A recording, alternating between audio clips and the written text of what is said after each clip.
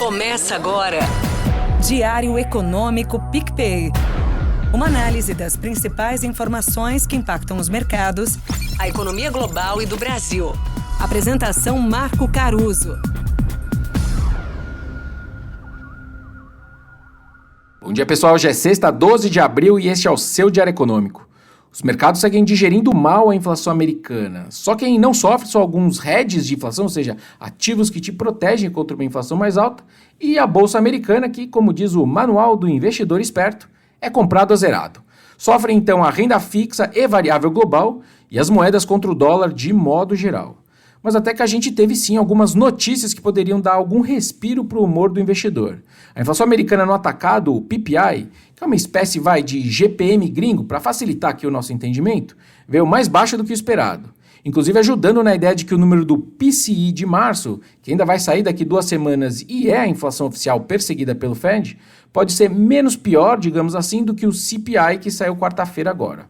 Outro ponto foi a sinalização do BC europeu, que manteve as taxas inalteradas pela 5ª reunião seguida, mas alteraram ali a linguagem para dizer que se eles ganharem mais confiança na inflação se aproximando da meta de 2%, eles vão cortar. Na verdade, eu achei até forte isso, alguns membros do Conselho já estavam prontos para cortar as taxas ontem mesmo. Na sessão de perguntas com jornalistas, a Lagarde, que é a presidente do Banco Central Europeu, ela foi perguntada sobre a possível divergência, então, entre o BCE cortando juros e o Fed supostamente segurando os juros por mais tempo. Aliás, essa é uma dúvida que sempre surge no Brasil também, né? Sobre qual seria o limite para a Selic cair com a taxa básica americana parada.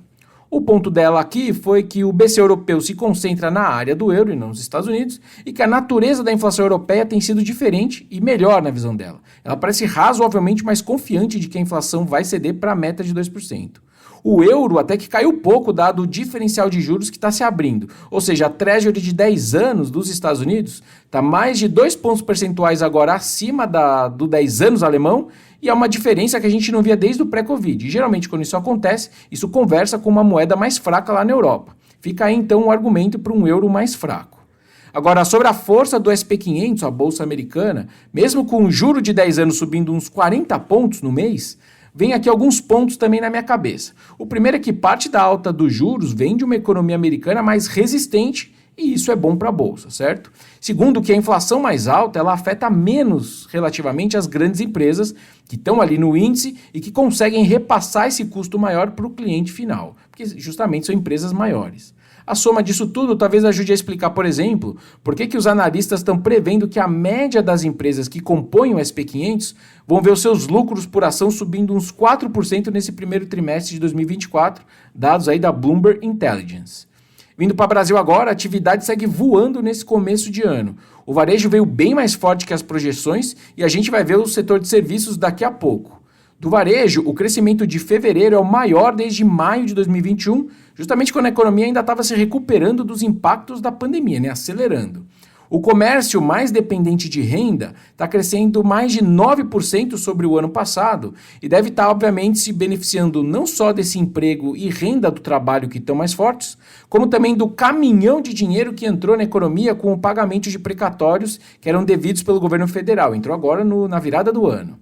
Mas agora o comércio que é mais sensível ao crédito também está avançando uns 4% contra 2023, seguindo a melhora das condições de crédito para a pessoa física e a rampada também que a gente está vendo da construção civil, que tem me surpreendido positivamente.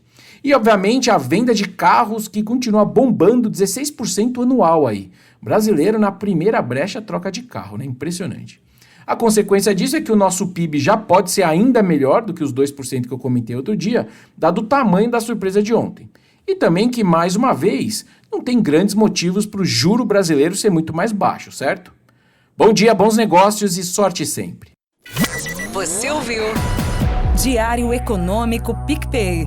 Uma análise das principais informações que impactam os mercados, A economia global e do Brasil. de segunda a sexta, às 6 da manhã, no Spotify e YouTube.